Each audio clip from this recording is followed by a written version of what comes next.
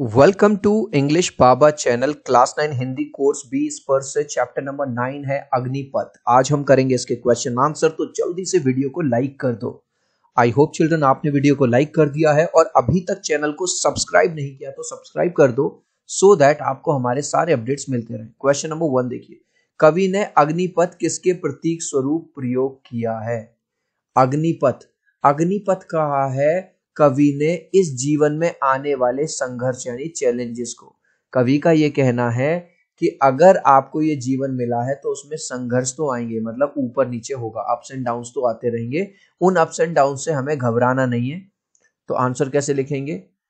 पूरा क्वेश्चन सही। कवि ने अग्निपथ को संघर्षमय जीवन के प्रतीक स्वरूप प्रयोग किया है। तो देखो क्वेश्चन ये पूछ रहा था कवि ने अग्निपथ किसके प्रतीक स्वरूप, बस एक वर्ड में आंसर है संघर्षमय जीवन, कि इस जीवन में संघर्ष चलता रहेगा।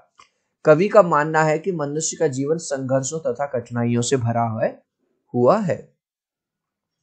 मांग मत, कर शपथ, लथपथ, इन शब्दों का बार बार प्रयोग कर कवि क्या कहना चाहता है? कवि ये कहता है कि जीवन में कठिनाइयां आएंगी, उस टाइम पे किसी का सहारा, किसी की हेल्प, किसी का वो लेने की कोशिश बिल्कुल मत करो, क्योंकि अगर तुम सहारा लोगे तो तुम मजबूत नहीं बन पाओगे, तुम्हारे आत्मविश्वास में कमी रहेगी। ठीक है, चाहे तुम खून में लथपथ रहो, पसीने में लथपथ रहो, लेकिन तुम्हें रुकना नहीं है। आंसर कैसे लिखेंगे? पूरा क्वेश्चन में से मांग मत, कर शपथ, लथपथ, इन शब्दों का बार बार प्रयोग कर कवि यही कहना चाहता है कि मनुष्य को जीवन में आने वाली चुनौतियों के लिए तैयार रहना चाहिए। मतलब आपकी लाइफ में कभी भी हार्ड टाइम आ सकता है, स्ट्रगल आ सकता है, उसके लिए आपको रेडी रहना चाहिए। इस मार्ग में बिना किसी का सहारा लिए, कुछ लोग होते हैं ना जरा सी बात पे दूसरों की हेल्प लेने लग जाते हैं, तो कवि कह रहे हैं इस मार्ग में आपको किसी का सहारा लिए बिना अपने लक्ष्य पर ध्यान केंद्रित करते हुए आगे बढ़ना है। ठीक है, जो भी आपका गोल है।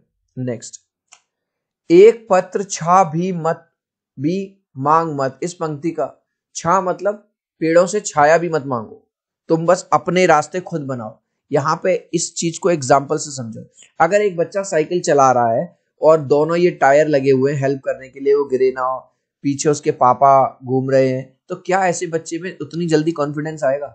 कॉन्फिडेंस उसमें तब आएगा जब वो अकेला चलाएगा, एक दो बार गिरेगा, कोई बात नहीं है, उठेगा गिरेगा, लेकिन उसके अंदर कॉन्फिडेंस तब आएगा। तो आंसर कैसे लिखोगे? पूरा क्वेश्चन सही। एक पत्र छा भी मांग मत, पंक्ति का आशय है कि मनुष्य को अपनी कठिनाइयों का सामना स्वयं ही करना चाहिए। मतलब आपके जीवन में जो कठिनाइयां आ रही हैं, जो मुसीबत आ रही हैं, उनका सामना आपको खुद ही करना है। यदि वह दूसरों की मदद लेगा तो उसका आत्मविश्वास कम होने लगता है। मतलब अगर आप हर चीज के लिए दूसरों पर डिपेंड रहोगे तो आपका जो सेल्फ कॉन्फिडेंस है वो कम होता जाएगा। अब आपको भाव स्पष्ट करना है निम्नलिखित का। ठीक है, तू ना थमेगा कभी, तू ना मुड़ेगा कभी। मतलब यहाँ पे कवि मनुष्य से क्या कह रहे हैं? तुझे ना कभी रुकना है, ना कभी थकना है, बस तुझे चलते जाना है अपने लक्ष्य की तरफ।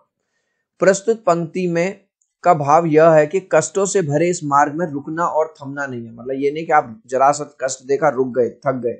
मनुष्य को केवल अपने लक्ष्य पर ध्यान केंद्रित कर आने वाली चुनौतियों से ना घबराकर आगे बढ़ते रहना है। चिल्ड्रन देखो, अगर आप बार बार देख रहे होगे एक ही चीज रिपीट हो रही है, मेन सार यही है कि बस आपको रुकना नहीं है, थमना नहीं है, चाहे कितनी भी कठिनाइयां आए, कितनी भी परेशानियां आए, कितने भी संघर्ष आए, आपको बस आगे बढ़ते रहना है।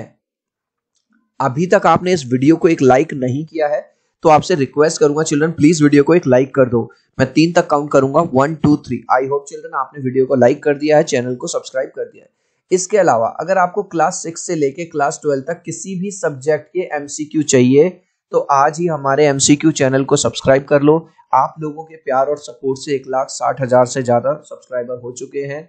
सीबीएसई और स्टेट बोर्ड ने कह दिया है एमसीक्यू क्वेश्चन भर भर के तुम्हारे एग्जाम में आएंगे। एमसीक्यू चैनल का लिंक मैंने डिस्क्रिप्शन में डाल दिया है, जाइए और सब्सक्राइब कर लीजिए। नेक्स्ट, चल रहा मनुष्य है अश्रु श्वेत रक्त से लथपथ लथपथ लथपथ।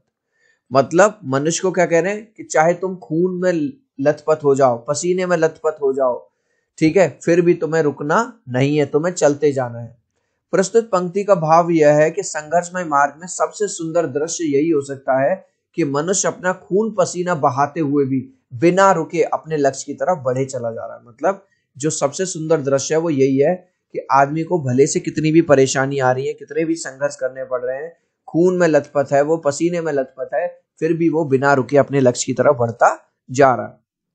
इस कविता का मूल भाव क्या है?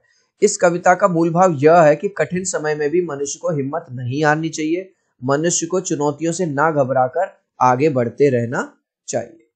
इस लास्ट क्वेश्चन का आंसर आप मुझे दोगे कमेंट सेक्शन में, देखूंगा कितने बच्चे राइट आंसर देंगे। कठिन समय में भी मनुष्य को हिम्मत नहीं हारनी चाहिए, ये वाली बात ट्रू है या फॉल्स है? आप चाहो तो अपने आंसर में ए या बी लिख देना, मैं समझ जाऊंगा। सो आई होप मेरा ये वीडियो आपको बहुत अच्छा लगा होगा। प्लीज वीडियो को लाइक कर देना, चैनल को सब्सक्राइब कर देना। अब हम मिलते हैं अगले वीडियो में। Bye bye.